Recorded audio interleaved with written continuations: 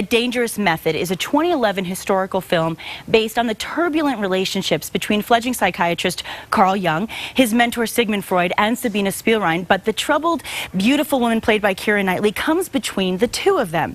And acclaimed actor Viggo Mortensen brings Sigmund Freud to life. He is joining us this morning from Burbank, California. Hi, Viggo.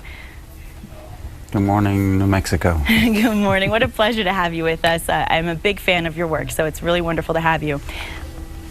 Thank you.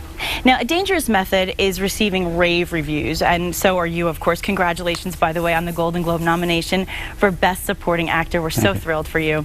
And, you know, Rolling Stone is calling it an erotic mind-bender. The New York Times saying that it's thrilling and it's kinky and so much to it. So what I want to ask you is tell viewers about the film who haven't heard about it yet.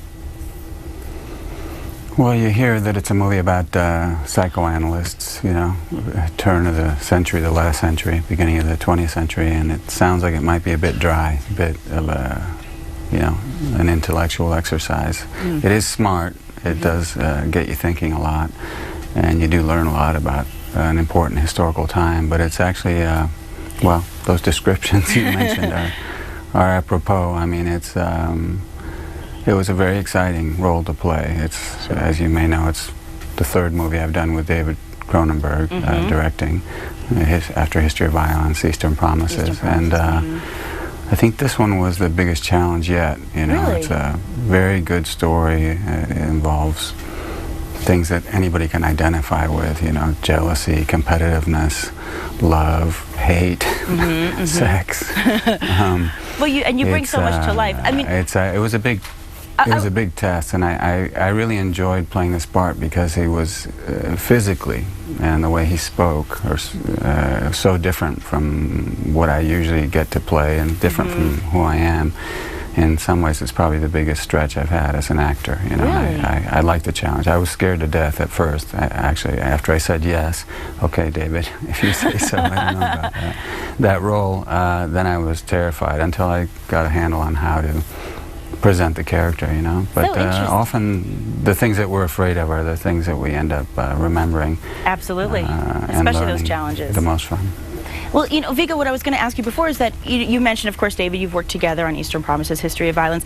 There was a lot of physicality in those movies, and you said this was more of a challenging role for you, but was it as equally challenging physically, or was it more mentally challenging?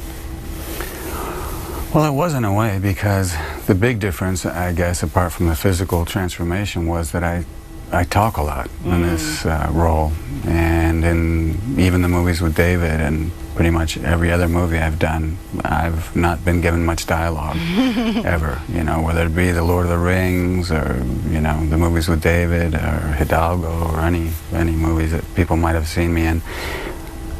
It's mostly in a non-verbal way that I express what I feel, what I think, and in this movie, it's words. You know, my character uses words to defend himself, to attack, to manipulate, to seduce, for humor.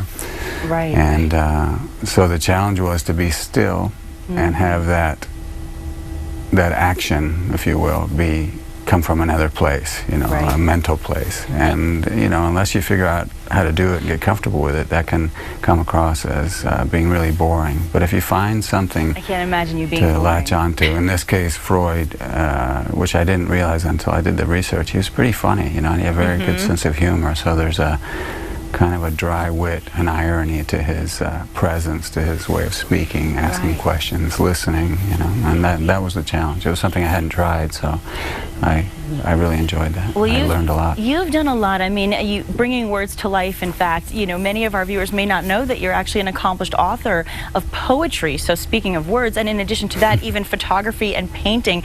So I've always wanted to ask you, what inspires all of that artistic work that you do? I think that, I mean, any art form, any artistic expression really has to do with the same thing. You know, the same thing that anyone who has a video camera or any kind of camera or a diary, you know, you're recording what you see, what you feel at any given time, because you want to remember it. You want to filter it. You want to understand it in some way. You know, it's like the photo albums that our parents kept, you know, or some of our parents, I suppose. You look at them and it brings back a whole range of feelings, memories, you know. It's different for each individual in the family, but it's very valuable. And I take pictures, or I paint them, I write poems, I edit books. I have a small press publishing company.